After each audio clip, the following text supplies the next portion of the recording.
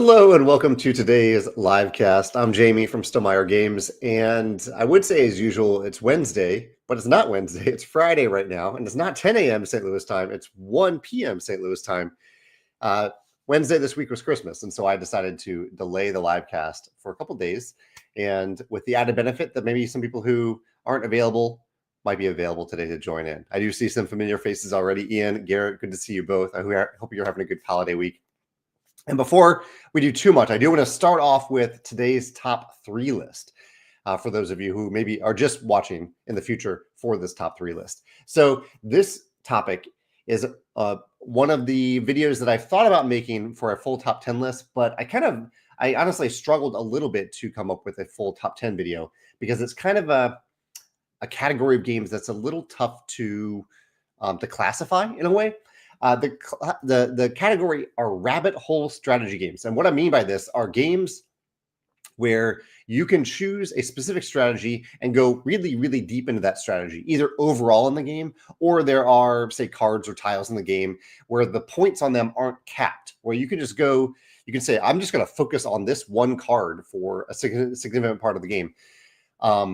This is something that I don't see it all that often in games because oftentimes designers, including myself, try to limit a player from just doing the same thing over and over again.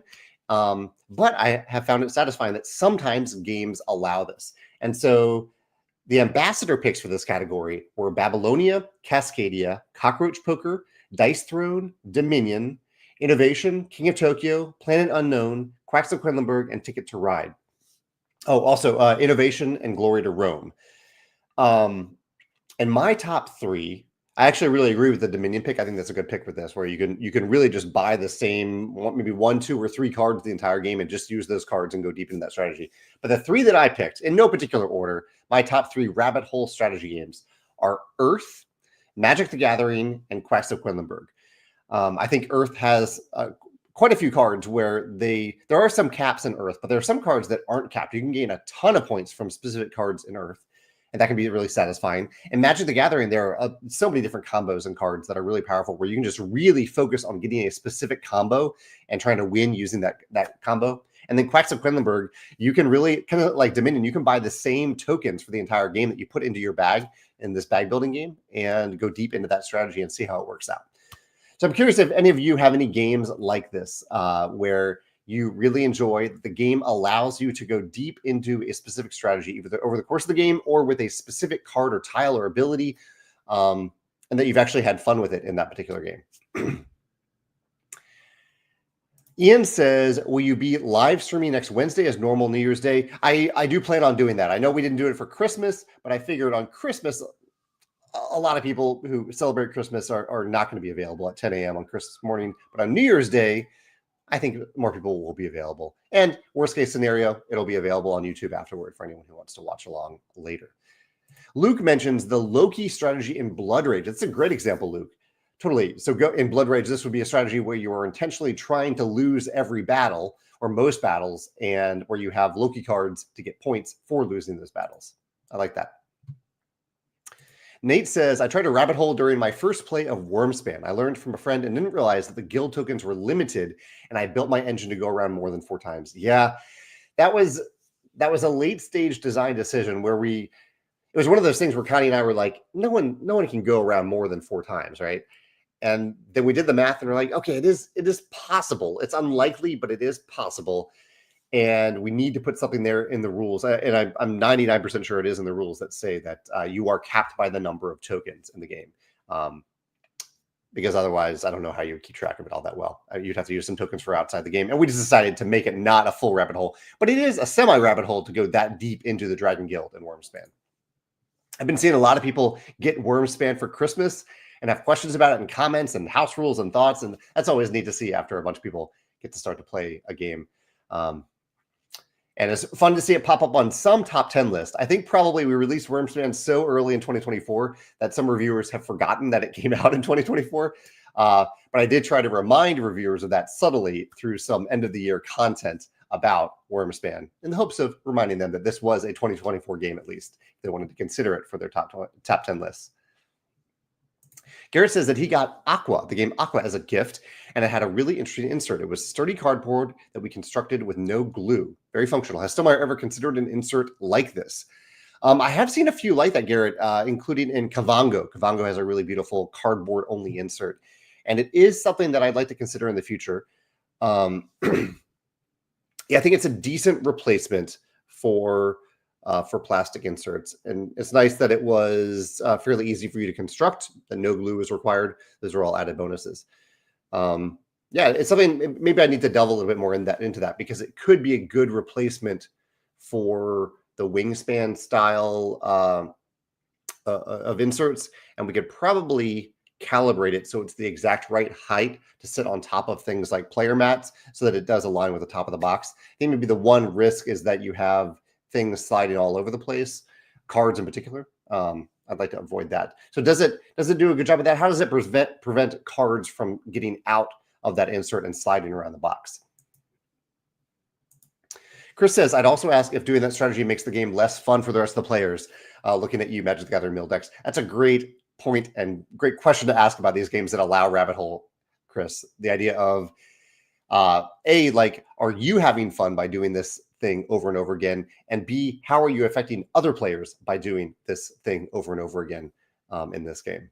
Yeah, great query there.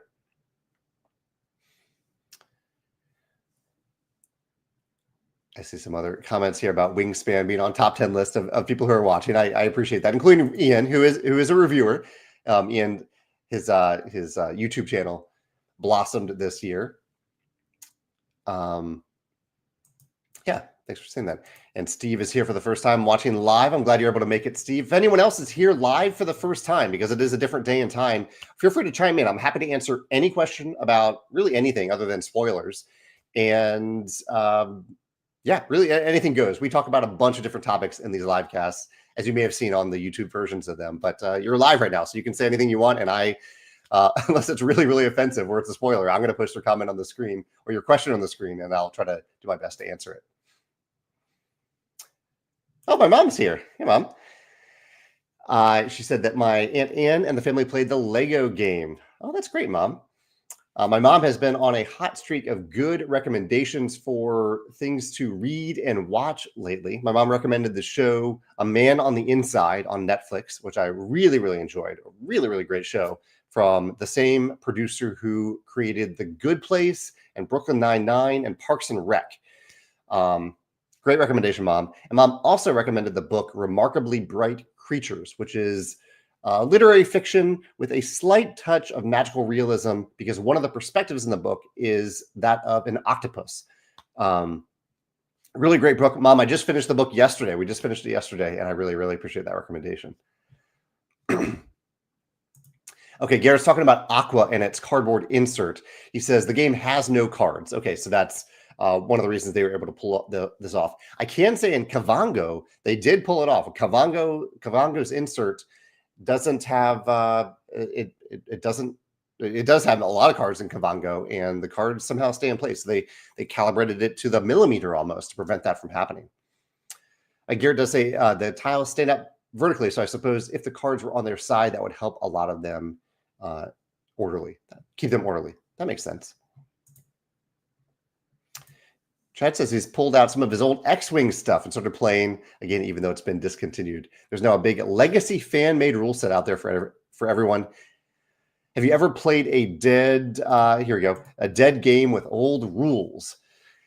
A dead game with old rules. Interesting. I mean, I've certainly played, and I have some games that I think are out of print or aren't being reprinted. But a game like that, so that's a unique game. X-Wing is a somewhat unique game because it was heavily expanded upon for quite some time, and then it just stopped.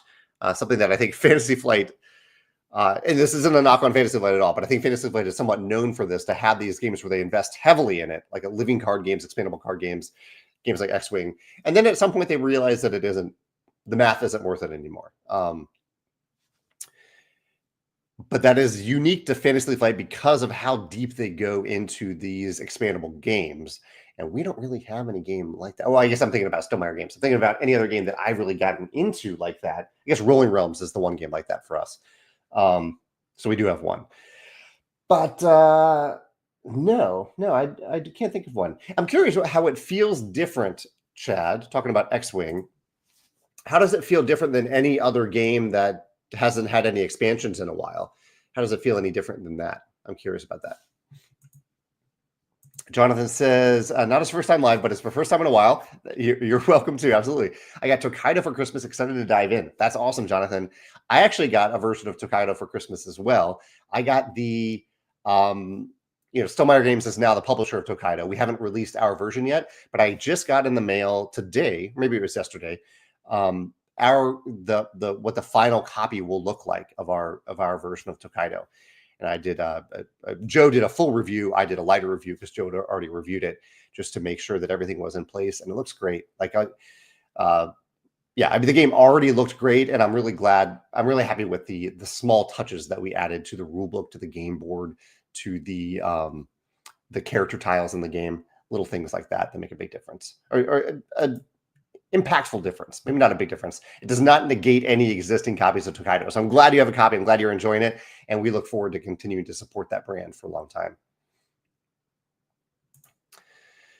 Ferris Gratia says, I've always wondered what the biggest behind the scenes stresses you've had with publishing games and getting them distributed. Interesting question. The things that stress me out the most. So I would say there are two things that stress me out. Actually, no, maybe three things. Number one, technology not working the way I hoped it would.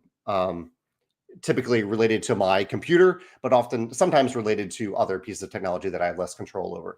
That's always really stressful for me whenever that happens. Have you ever had that feeling, like that day when you turn on your computer and the computer won't turn on, or it just isn't functioning the way it should? That's not how you want to start your day. That's stressful for me. I know that's not unique to publishing. What is somewhat unique to publishing a little bit is really any job with customer service is that there's a really broad spectrum of customers, and I'm trying to serve them all. The entire team at Stonemaier Games is trying to serve all customers. But some customers do make that a little bit easier than others. Even customers that, I don't know, you all have been customers. You probably have even served customers. You know that there are different ways to express things that can help someone either hear those things or get a little, your instinct might be to get a little defensive when someone says something. And so that can be stressful when someone says something that didn't need to be said in a way that dehumanizes the person at my company that is hearing their words. That could be stressful and discouraging, whether that's me or whether that's one of my coworkers. And really the third thing, and maybe the number one thing, is when we do something, either it's I do something or one of my coworkers or anyone linked to Stonemaier Games does something that doesn't serve or bring joy to our customers in a way that does the exact opposite. That is stressful. That's tough. And so that is a major stressor as well. As for getting games distributed, maybe the main stressor that I have in general, and my team has done a great job of relieving me of this stress, and also just doing a good job in general at preventing this from being a stressor, is miscommunication. When a distributor or a retailer doesn't communicate something accurately to a customer. For example, if you go into a retail shop and that retailer says, Stonemaier Games doesn't sell Wingspan to retailers. We've heard that sometimes from retailers, and it's always confusing and stressful to hear that because it isn't true. Like, we do sell, not only do we sell directly to retailers, but we also have distributors around the world that sell to those retailers. Now, that retailer may not choose that distributor, but if they don't choose that distributor, they can come to us and buy that game from us. So there's always that. So it's usually, it's rarely malicious, but it's any type of miscommunication that didn't need to happen, that didn't end up serving a customer as well as it could have. That can be stressful too. Great question there. Yeah, I like that question, and hopefully that illuminated a little bit from behind the scenes. Ian gave one of my movie recommendations to try, the recent movie Carry On, which I compared a little bit to Die Hard.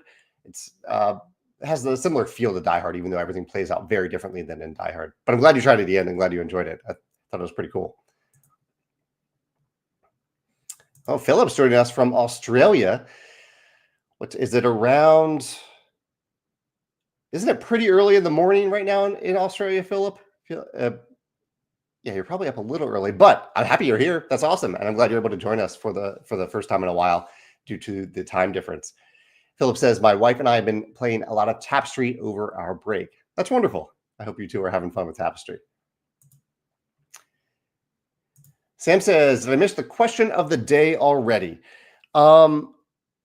I started out with a top 3 list of rabbit hole strategy games. So that's one of the questions of the day. Do you have a game where the game allows you to go deep into a specific strategy without limiting you? And what is your favorite game in that category? The other kind of general question that I have for today is, this is the time of year where people do top favorite lists of 2024, whether it's games, movies, books, and TV shows. Those are usually the ones that I do. Do you all have any favorites from the last year that you'd like to mention today? Favorite game, favorite book, favorite TV show, or favorite movie? Any of those go for today's question of the day. Icy Skater says they don't actually like the rabbit hole strategy option in games. They say, I love Earth, but play more as a total package. I got rid of Dominion because it did allow for the rabbit hole strategies. I could definitely see that. I could definitely see it being a downside for some games. I think maybe the reason I chose Earth for my list, but not Dominion, is that Earth has such a wide variety of cards that for me, it's fun to have a card to not have full agency or really have no agency over the cards that appear. I have only control over the cards that I choose to play and also the cards that I choose to actually pursue that strategy with. So in any given game of Earth, I can't just do the same thing as compared to the previous time I played Earth because of that. Steve says many deck builders and or bag builders can allow for these rabbit hole style strategies. Yeah, that's true. LB Jeeper says, what is a rabbit hole game? So a rabbit hole game is just a game where the game allows you to go deep into a certain strategy without hindering you. An example of this and a counterexample of this would be a lot of games might say, okay, at the end of the game, you can score 2 points for every token you have on this card for a maximum of 10 points. But other games, much more rare, might say score 2 points for every token on this card with no maximum at all. And where that is actually a viable strategy in the game to pursue that and just try to get a bunch of tokens on that card however possible. Luke says that Fantasy Flight Games seems to keep Mansions of Madness going. I wonder what are the key factors of its success compared to the other Fantasy Flight deep endeavors. We were talking about this in relation to X-Wing with Chad recently, earlier in the conversation. And I do wonder about it. I wonder what the difference is for them that they determined that the math works for them to keep focusing and creating new content for Mansions of Madness. Same with Marvel Champions. They've kept that going for 5 years now. Feels like around 5 years. But there is a big difference between a 5-year game and like a 10-year game or a 20-year game. Yeah, I don't know. And I'd be curious to see that behind-the-scenes math from Fantasy Flight. Susanna, my coworker, is saying that they're preparing for her daughter's, Annika's 11th birthday party. Well, happy birthday to Annika, Susanna. I hope you have a wonderful birthday party with her today. Yeah, happy birthday. Chris says that he was gifted Wingspan Asia and Arc Nova. Sounds like for Christmas or for the holidays. Very excited. Have your cats made an artistic appearance in any other Stonemaier games other than Wingspan Asia and Wormspan? They have. Yeah, my cats have appeared in almost all of our games so far. I think it's the exception that they haven't appeared in a game. I did a eulogy post for my dear cat, Biddy, my late cat, Biddy, last year around probably September, October. So let's see if I can find this post. I believe it's like something around the idea of like the importance of Easter eggs in games. But if you also search for the term Biddy under Stonemaier Games, you might find it. But there's a post that has images of Biddy and often Walter in almost all of our games. You can see how and where they actually appear in all of our games in that post, if you can find that one. So I asked Chad about this X-Wing topic, and I asked, how does it feel different from having X-Wing stopping having content versus any other game that just doesn't have expansions coming out on a regular basis? And he says, X-Wing feels different than other games to me because it is so huge with all of its content. The sky is the limit for strategies. Outside of a meta, it's kind of like Marvel Champions and other LCGs. That makes sense. Steve, gifted and taught, and I love the taught part, Steve. I think one of the best ways to give a game to someone is not just to give it to them, but also to teach it to them. That is a huge gift right there, Steve. He says he gifted and taught Red Rising to his sister and her husband. So easy to set up and teach. They love it. That's awesome. Thank you so much. He says, any hints, news, or teasers on a follow-up? It's still an ongoing work in progress. I come and go to it. Every couple of months, I'll come back to the thing that we're working on, that I'm working on. And I bring my two other collaborators to the table and we give it a spin. So it's around that time to get it back to the table right now and see where it might be leading. But because I really don't know what will happen, I don't have any hints, news, or teasers at this point. But thanks for teaching the core game to them. Merlin says Wingspan tucking strategy. Yeah, Wingspan does allow some rabbit hole strategies. You can go deep into tucking cards. You can go deep into, there are a few ways you can go deep into caching tokens, although that's probably the toughest strategy. You can go deep into eggs. I think that's become a little less common with the expansions. And yeah, there are other ways in Wingspan to go deep into it, but tucking is a good example. Let's see, Mike says, I recently saw Wormspan at Barnes & Noble. Yeah, they've been a huge supporter and a wonderful supporter of Wormspan. Can you discuss dealing with large retailers? Do you reach out to them? Are wholesale discounts different than those of game stores? That's a great question, Mike. And I don't know the full answer. My coworker Alex and Susanna, to a certain extent, I think, deals directly with these big retailers, and also Erica too. Erica deals with Walmart a little bit. They are different. They often have almost feels a little bit like a literary agent, like an agent that's between you and the store. I think at this point we might work directly with Barnes & Noble, but there's still, I believe, a somewhat of a go-between between us and Target. Alex can correct me on this if he's watching and wants to correct me on that. But yeah, there is often a go-between until you have someone on the inside there where they just decide that they're comfortable talking to you and not having that person in between. So it is different. I'm not sure about the discounts specifically. It's possible they might be slightly different, but not hugely different. Yeah, good question about those types of retailers, but it does feel different. Michelle's commenting about the comment about what stresses you out at work sometimes. Never let the computer and the printer know you're in a hurry. I like that, Michelle. Yeah. Julio says, I was able to show some family my fan-made expansion of Wingspan. That's cool. They really enjoyed it. We finished putting pictures on the extinct bird card, so it looks much prettier. That's wonderful. Have you shared that one, Julio? I can't remember if you've shared that one in the Wingspan Facebook group, but you're welcome to do so if you haven't already. I feel like maybe you have, but if not, just in case. Peter says, is there any news on the next Wingspan expansion? The current news is it's still kind of in the late stage of the design. Well, I wouldn't say actually design at this point. I would say it's in the development stage of the game where the design is pretty much complete, but we're working on playtesting it and making it as good as possible. And the art is still in progress as well. Jackpot Man is joining us from Denmark. Wonderful. Good to have you here today. As I mentioned earlier, if anyone is joining us for the first time today because they're not able to attend the usual time of Wednesday at 10 a.m. St. Louis time, feel free to say hi. You could just say hi. You can ask a question. Ask me anything. I'm happy to answer it. The only thing I won't answer is spoiler stuff that I don't feel comfortable answering yet, of course. Garrett says, did you finish the season of Shrinking? No spoilers, but that finale was quite emotional. It was quite emotional. Yeah, we did finish it just the other day. I think, earlier this week, and it was really powerful, really powerful finale. I was worried about something in it, and I don't want to spoil anything either. But Shrinking, excellent show. It's on Apple TV, and Gary, I did watch it and really enjoyed it. We also watched. I think it's.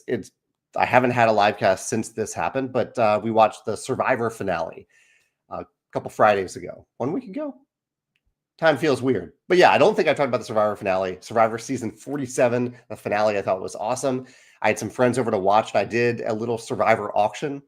You can see it on Instagram at Jamey Stonemaier if you haven't seen it. But I basically created a bunch of single serving side dishes, a pretty wide variety, ranging from like sweets to salty stuff to stuff that I thought people wouldn't get all that excited about. But maybe there might be someone who wanted to eat them, like some dill pickles, there was a hard-boiled egg, and then there was a cupcake.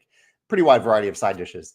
And instead of doing an auction where people were like paying money to get these things, it was just first come, first choose. So like whoever chose first got it first. And we did it in age from youngest to oldest because there were some kids present. So it was neat to see what people chose among these survivor side dishes that I chose for the finale. That was fun. I think I will definitely do that again in the future. Yeah. Chad says, I started the Wax and Wayne books. This is the second Mistborn trilogy. He loved the first 3 books. Great ending. Thanks for the recommend to keep going. Yeah, I'm glad you kept going. Yeah. I think you had gotten the advice that you didn't have to keep reading it. And I'm glad we were able to counter that advice a little bit because I really enjoyed the second trilogy too. And it's neat to see how the world evolves in Mistborn. Has anyone here played the new Mistborn game, the deck building game? That's one on my list that I know that I won't get to in 2024, but one that I really do want to play. Maybe at Geekway Mini in December. I'm sorry, in January is a little convention I'm going to in St. Louis. Ian says, what's one piece of advice that you would give to someone trying to get a game published in 2025? Oh, there's so much. Honestly, whenever I get questions that ask for one piece of advice, I recommend not limiting it to one piece of advice. I think it's really, really limiting to try to find just that one thing or even like the top 3 things. There's a lot to think about for getting the game published.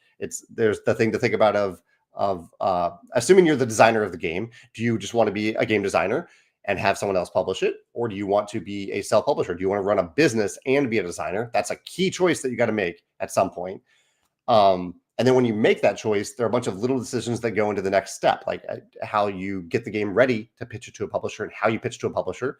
And on that side, if you want to be a designer, and then if you want to run a business, there's around 1,000 different things to consider at that point. That really you're almost doing a disservice to yourself if you try to limit that to one thing.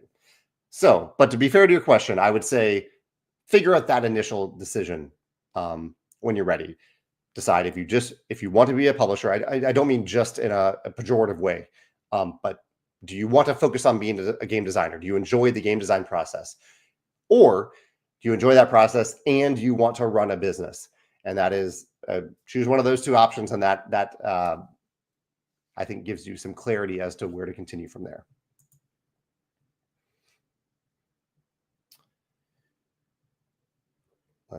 Chris mentions his favorite show from the last year is Arcane. Arcane season 2 came out this past year. Chris, I have a hard time. Not that I can disagree with your opinion here, but I loved Arcane. I thought it was absolutely stunning. Both season 1 and season 2. One of the most beautiful shows that I've ever watched, or most beautiful things I've ever seen on a screen. So yeah, amazing pick there. For me, that definitely resonates with me too.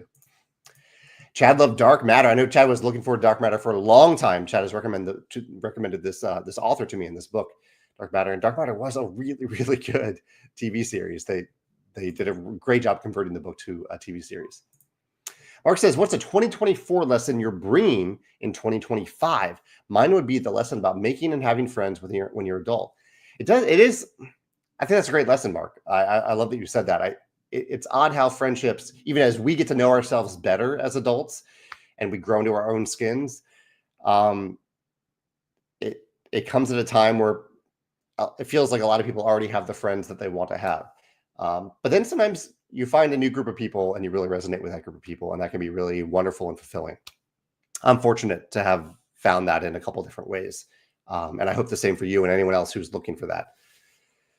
A 2024 lesson that you're bringing in 2025. That's a great question.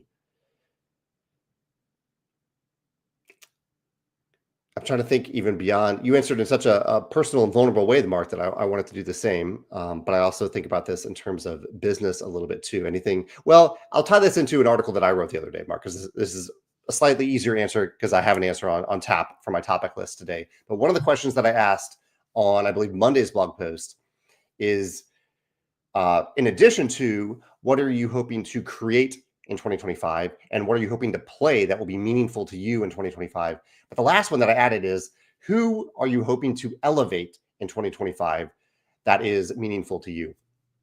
I think there are a lot of people that have a pretty big impact on our lives, each of us. And I think one of the amazing things that we can do for those people is to elevate them, to raise them up. And they aren't necessarily people who are directly connected to us. It might be a podcast you listen to that brings you joy, that makes you laugh, that makes you smile, that makes you think. And you can listen to that podcast, or every now and then you can tell people about that podcast and elevate them and say, hey, this podcast is awesome. That's what I'm talking about when I'm talking about elevating other people around us.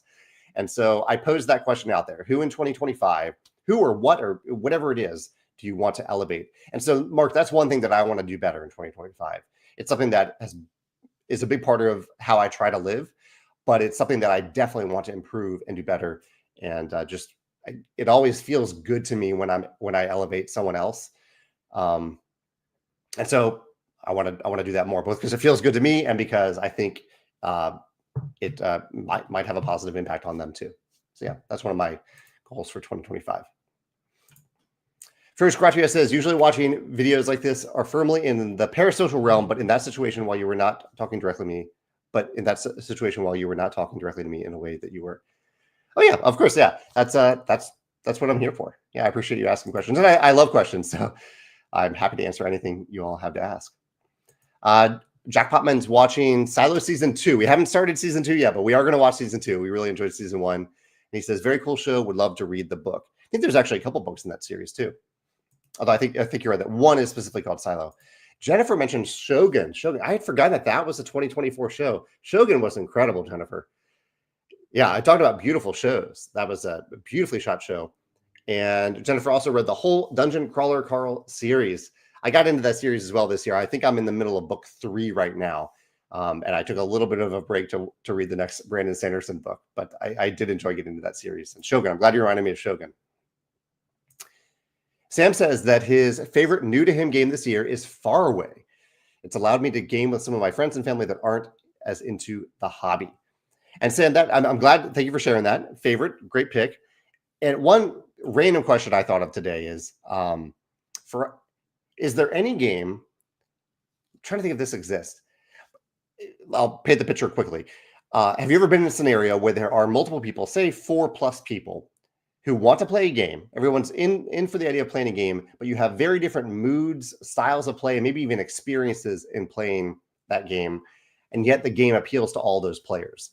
My mind initially goes to, are there any asymmetric games where some players are solving like a pretty deep Euro puzzle, whereas other players are doing like a much, much lighter thing that they are in the mood for compared to those heavier players, or the player who's in the mood for a heavier game?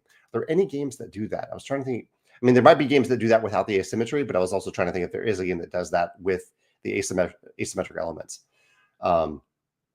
Yeah, just curious. Carol from the Mill says that her top 3 games right now for 2024 are Minos, Dawn of the Bronze Age. I haven't played that one, but now it's going to jump up on my list because you recommended it. Creature Caravan, love that, and Let's Go to Japan. Those last 2, I'm pretty sure are going to appear on my top 10 list of 2024 as well. She says Tidal Blades 2 could have taken the 1 spot if I had time to play it right now. Yeah, I actually played the first game of Tidal Blades 2 just the other day. I'll have a video about that on Tuesday. Really enjoyed it. Beautiful game. Such a beautiful game. Megan and I also did finish Star Realms Legacy the other day. It's a 2-player, 12-game campaign, and we had a blast with it. We tore through it in about a week. Megan won overall, but I did win some games along the way and had a great time. I had a great time when I lost the games too. But that one, I usually don't pick campaign games for my top 10 games. I have a separate category for campaign games, but I really had a lot of fun with it. So that might make the list as well. Charles here says that the Mistborn deck building game was a surprise favorite to him. Yeah, I asked if anyone had played this yet. I haven't gotten to play it yet. He says, I love the Mistborn IP, but was pleasantly surprised with how well they matched the thematics to the play of the game. From the videos I've watched, that appears to be the case. I really like how they tied the medals to the cards. I'm really glad you enjoyed it. I'm excited to play that.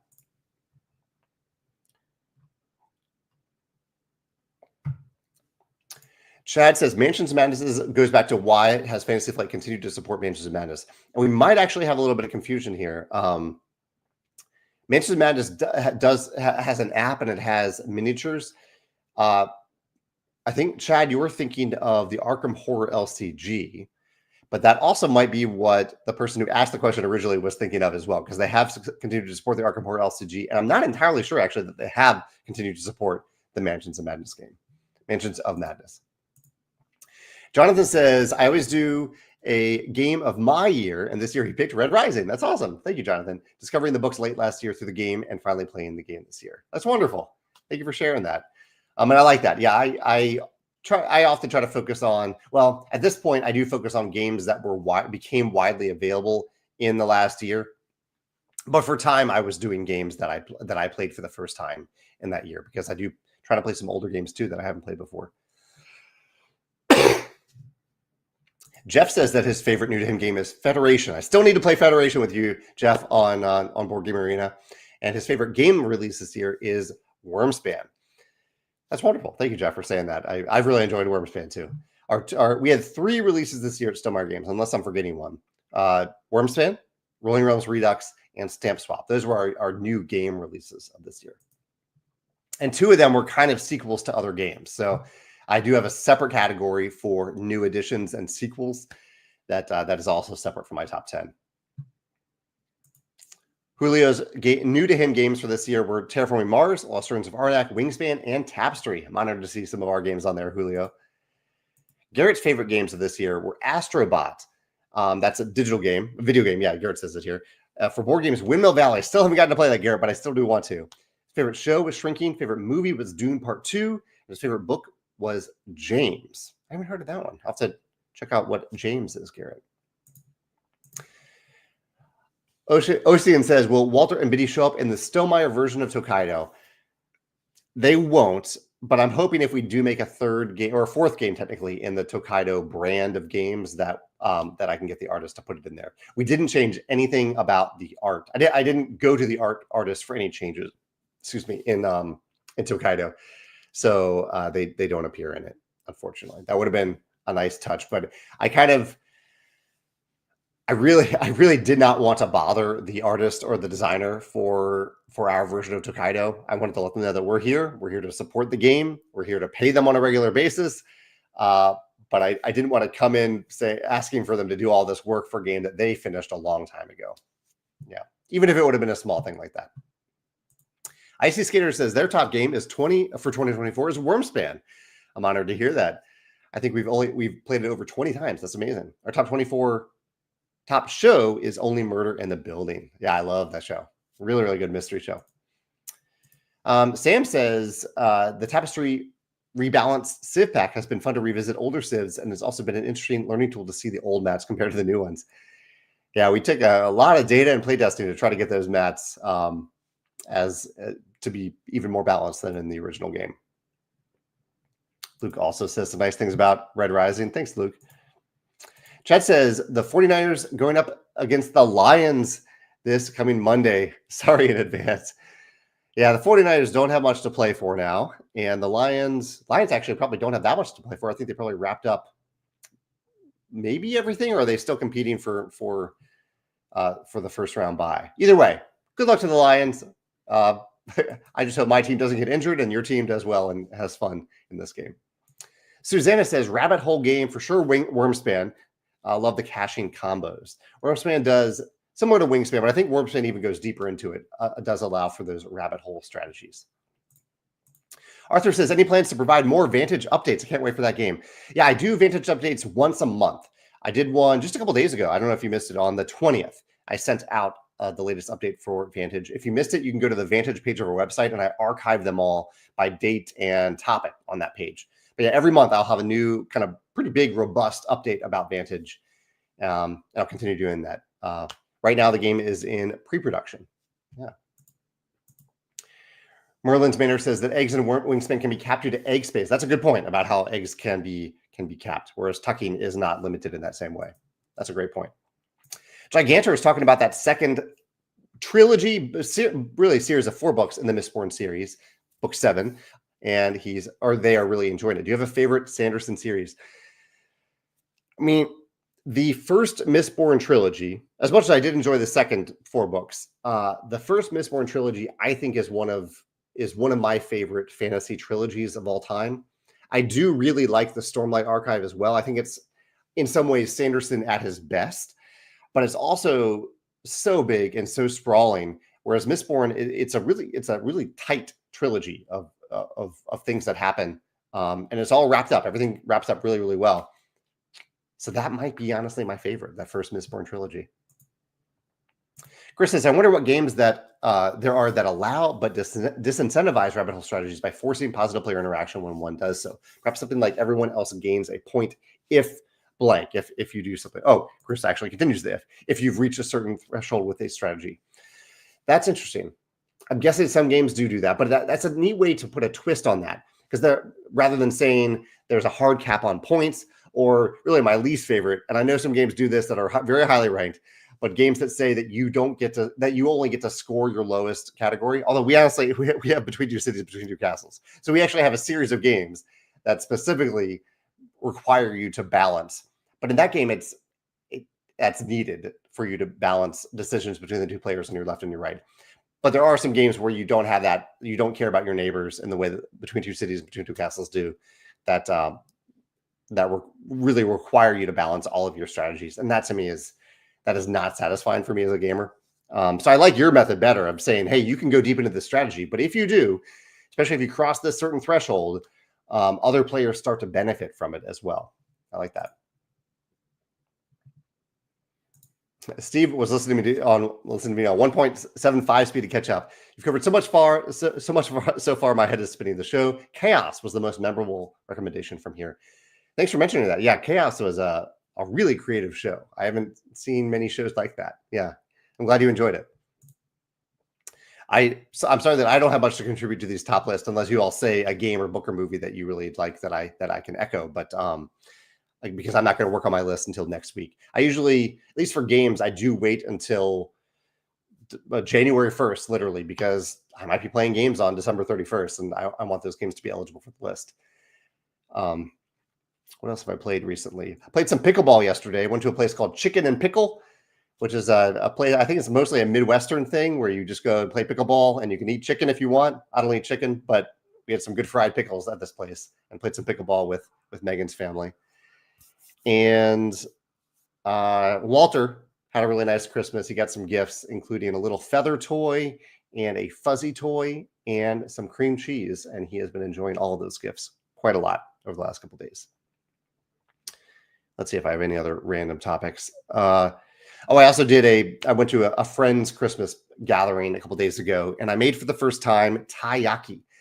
Taiyaki is kind of a Japanese pancake shaped like a fish with usually something in the middle, either red bean curd or Nutella is something that you can fairly commonly see it, especially outside of Japan. If you see taiyaki, you can see Nutella in it. And so I made Nutella taiyaki for the first time with almond flour, because I really like almond flour and things that are a little sweet. And it was really good, really, really good.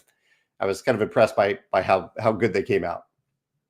Michelle's top games for this year that she played for the first time this year were The Initiative, Apiary, Earth, Survival of the Fattest. I haven't heard of that one. And Mythwind. Mythwind, I think, was a release this year. Awesome. Also to see Apiary on this list, Michelle. Trevor also echoes that the Mistborn deck builder is so good. Well, yeah, I'm excited to try that when I get the chance. Also, Carol has it, but hasn't gotten to play it yet. Peter says, have you played Slay the Spire, the board game? I have. I've just played one act of it. It was a learning game. So it took us around 2.5 hours to play the first act. And I really enjoyed it. I have a video about it, Peter, if you want to check it out.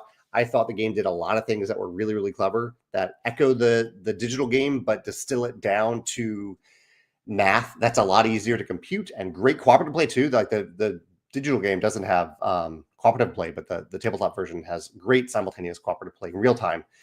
And the thing that I focused on in my favorite mechanism video, it's a little thing, but I think it's really clever, is the use of a single D6 die to do so much on every given turn of the game. You're not rolling like a different die for every card. You're just rolling one D6, and whatever number's on that die impacts the monsters that you're trying to fight. It can often impact some of the cards that you have in your tableau. I just think it was a really clever use of really, I would say, restrained game design in a really, really clever, good way.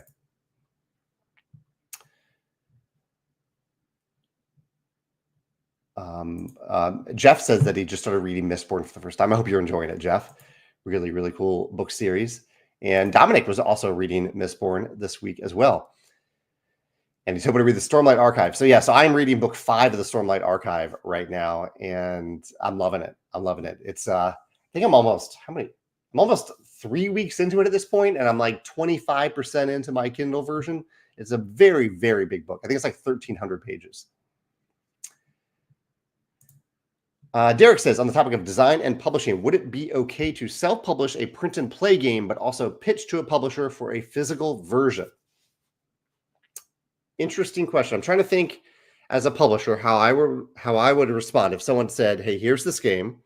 I'm interested in you being the publisher. I've already published it publicly as a print and play version. It would depend on the circumstances. But I think it certainly, in most cases, it would not disqualify the game from me considering it, because I know that if we were to publish it, we'd probably put new art, new graphic design. We'd only publish it if we thought it had a reason to be fully printed rather than just printed via a print and play version. The counter to that, though, is I'm trying to think of what it's how it might increase your chances of being published. And I'm not sure, maybe there's something I'm missing, but I'm not sure if it does have, if you're presenting a competitive advantage by doing that. I think best case scenario is that it does not impact the publisher's opinion, but worst case scenario is that it does. And I'm not sure that there's a best case scenario above that says a publisher would be excited to see that the print and play version is already out there. And especially like this is, yeah, I'm wondering even this, like if you came to me and said, hey, I published a print and play version that X number of people even bought. I know that this many people have played it and they've rated it this highly. That might still be a detriment to it, because it might show that people are perfectly happy just to print and play it and they don't need a fully published version. So I don't know if there's an advantage to doing that, but anyone listening to this, feel free to let me know your thoughts if I'm missing something in there. Blazing KC says, how will you be celebrating this New Year? New Year's Eve specifically, I'll probably go to a friend's party and celebrate with some friends. Yeah. Ian's best game of 2024 was Wormspan, over 150 times solo. That's amazing, Ian. Yeah, thank you for going so deep, talking about deep strategy, going so deep into Wormspan. Dat Lee is joining us from Vietnam. Thanks for popping in to say hi. What do you think about the Asia market recently? That's a good question. We have some amazing localization partners in Japan and China and a few other countries in Asia as well. And the market seems to be pretty strong. The one thing that I did learn recently after going to Japan, or that I fully realized after going to Japan, is how much better small box games seem to sell there than big box games. So it's making me think, well, I always try to fit our games into the smallest box possible, but now I'm thinking even more about that and trying to cater towards different table sizes worldwide and shelf sizes worldwide as well. Janine says that they just finished reading the Mistborn book series this year and have loved the game. We've been playing a lot. Oh, I'm so jealous of you all who've been playing the Mistborn game. I really look forward to giving that to the table. Ian is loving the show Reacher. I haven't gotten to watch that one yet, but it is on my list.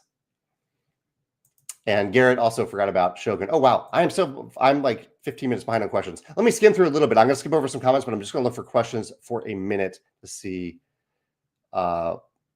what questions I missed. I'm sorry for getting a little behind on this. Let's see here. Okay.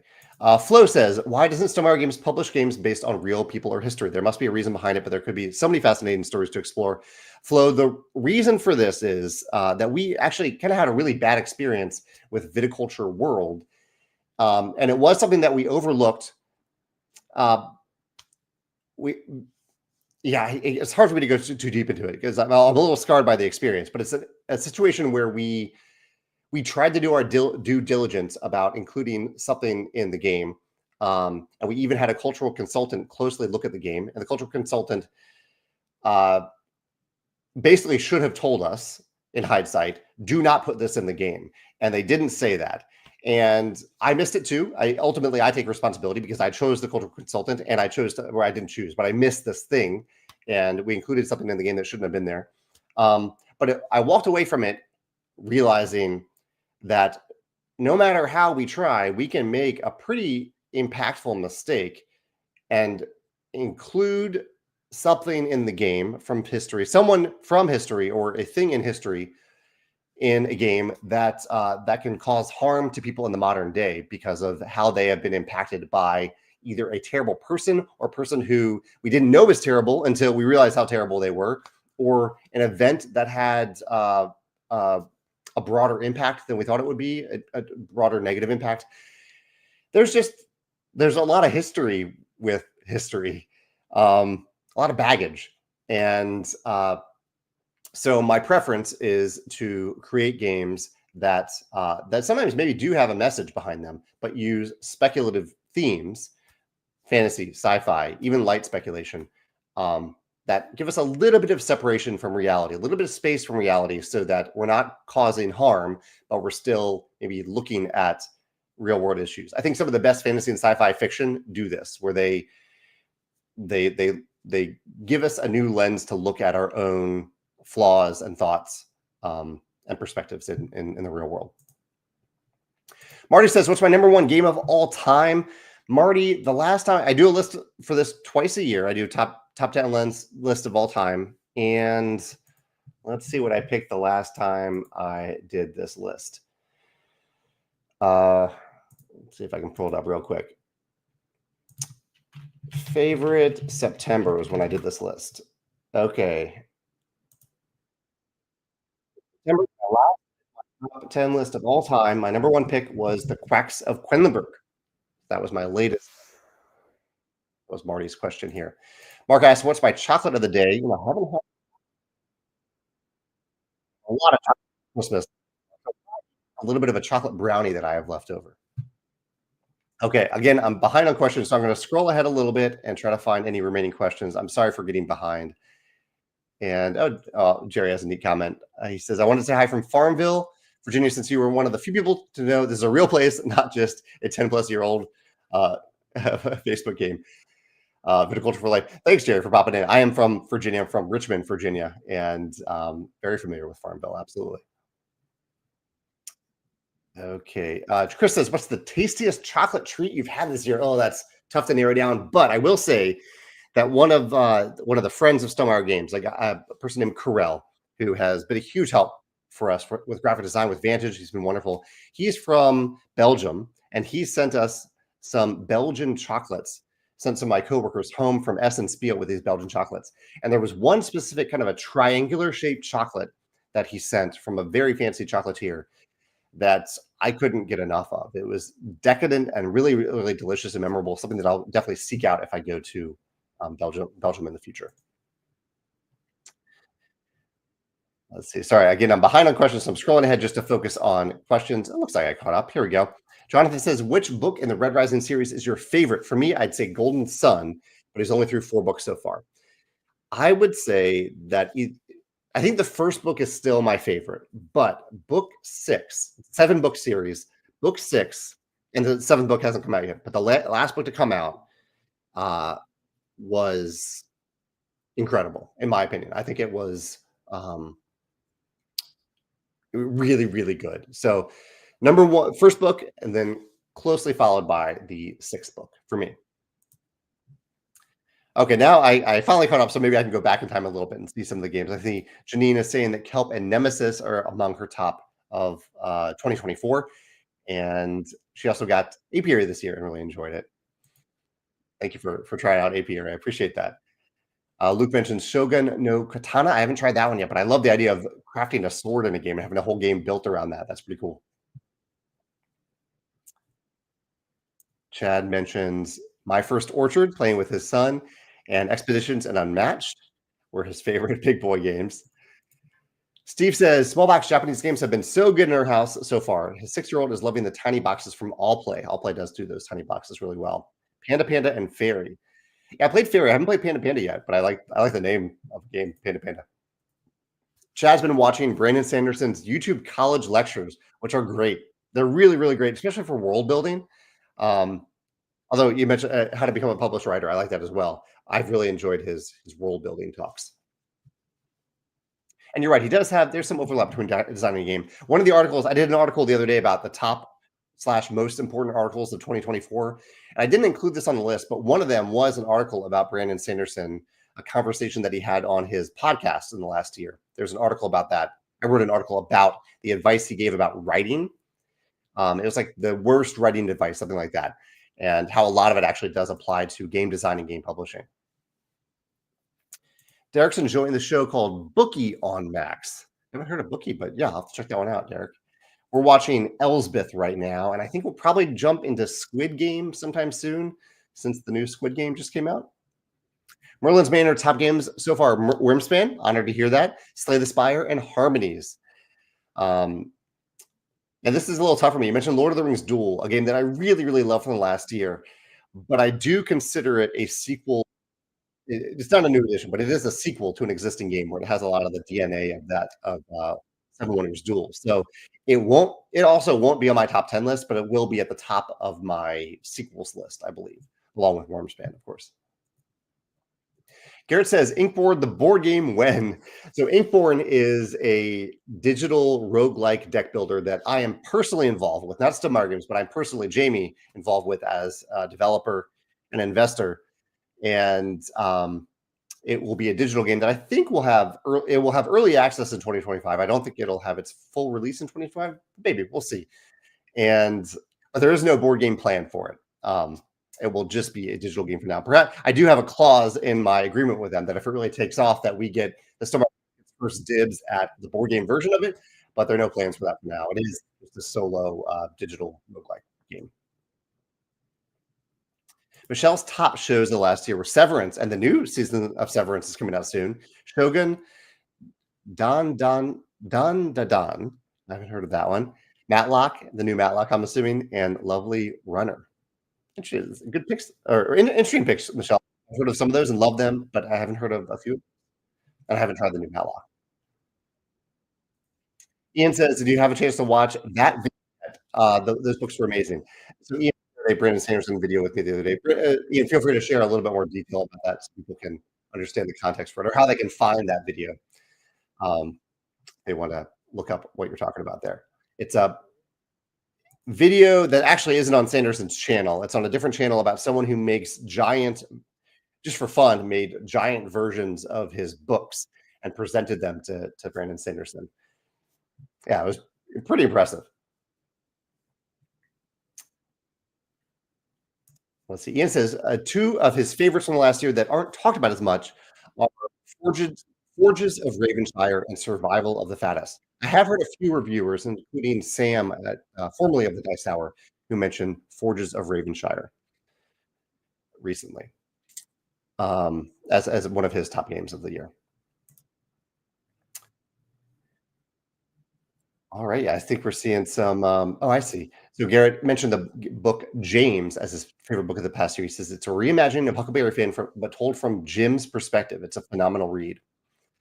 That's pretty cool. I really like these kind of classic stories retold from the perspective of a character whose perspective you don't really get to see or appreciate in the book. It also, of course, makes me wonder about board games. Is there a board game version of that where you get to see things from the opposite perspective, like the orcs that you're always fighting? Is there a game about those orcs and their families and why they have to keep dealing with these humans that come to kill them? Things like that. Are there any games that do that? I bet there are some games that do something a little bit like that.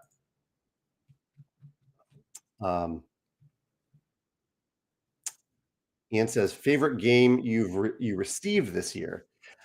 All the games that I play, or at least 99% of them, are games that I bought or that I played friends' versions of them. I don't accept free games. And so I don't know if there's one. I don't know if that's what you meant by received. Yeah, I haven't figured out what the favorite game is that I played this year that I own either.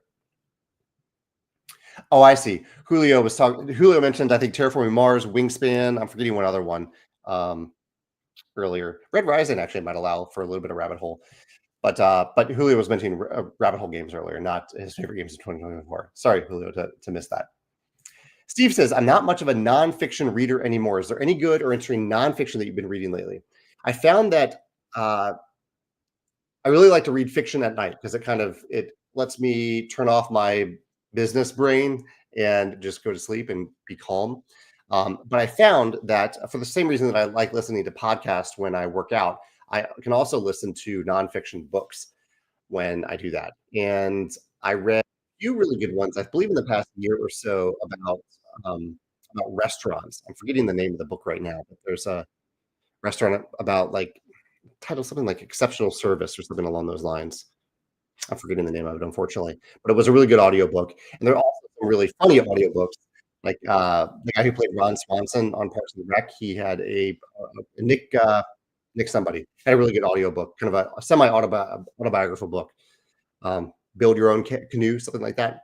So I enjoyed that one. So either going the comedic route or going interesting business strategy focused on customer focused business strategies type books. I really enjoyed those too as audio books. Oh, thank you, Alex, for your nice comment. Alex says, I'm very grateful for your gaming tips, especially Ito. I actually got the new version of Ito recently. I'm looking forward to playing that. In fact, that we might get that to the table tonight. I'm glad you enjoyed it. Chris says, as your company grew over the years, what was the most difficult aspect of scaling your business? Distribution, employees? Yeah, it wasn't until what 4 years ago that I had more than just myself as a full-time coworker. What was the most difficult? I have a blog post about this, of course, I do, Chris, about scaling. I'm trying to remember what I talked about in that post. Um, you know, I would say the most difficult part of scaling, because a lot of things happened slowly, and so I was able to learn from them on the fly, at a reasonable pace, I guess. The one thing that uh, kind of crept up on me and us that I didn't realize how big of a burden it was accounting and bookkeeping. And so one of the best things that I think we ever did was hire an external bookkeeper who just does the books and does a great job with it.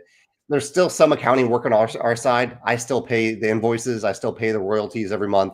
Um, I do have a coworker has to review accounts receivable. There are things like that that we still do manually on the inside, but we have a wonderful accountant at Andrews Accounting and a wonderful bookkeeper, Stephanie, and that makes a big difference. So that was one thing that did not scale particularly well because it was becoming an increasing burden to do those month to month and make sure they're accurate. And once we realized that, we got help, fortunately. Derry says, any chance we'll see you at Spiel Essen next year? I don't want to pretend to say yes when I don't, the answer is probably not. It's probably not in the books for me, but I guess it is. It's never completely out of the question. And with Vantage coming out next year, it might be a fun time to attend. I think I am leaning towards attending Gen Con for like a day just to hang out and talk about Vantage with people. But those big conventions just really aren't my style. The style of convention that I prefer is where I just go and play games with people for a few days. Yeah, so I don't know. We'll see, but probably not. Okay. The thing that Ian mentioned was Nerd Forge. This is the YouTube channel. Look for the Nerd Forge YouTube channel if you see them make giant versions of books. Steve mentions Kingdom Legacy as a great solo game. That's awesome to hear. And I mentioned if you like perspective books, you should look up From a Certain Point of View books for Star Wars. They tell the stories of all the different characters in the original three Star Wars. That's cool. Yeah, that sounds right up my alley. Thank you, Chad, for sharing that. Oh, I see. Okay, Ian was asking favorite game that I received, favorite game gifted to me. I have to admit, Ian, like gifts are also at the bottom of my love language chart. So I kind of tried to teach the people around me that gifts aren't really the thing that I'm looking for if they want to show that they love me or care about me. So I don't get games as gifts either. Sorry, I'm not having a great answer to your question though.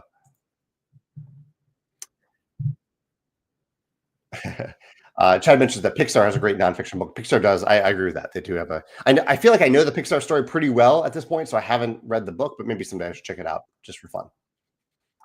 Anyway, this has been awesome. Thank you all for joining me at a different time than usual, and I'll be back to the normal time next week. Even though it's New Year's Day, I figure people will be waking up around that time. Maybe want to join in and chat about some random topics next Wednesday at 10 o'clock Standard Time. in St. Louis time. But thank you all for joining me. I hope you have a happy new year. I hope you're having a happy holiday week.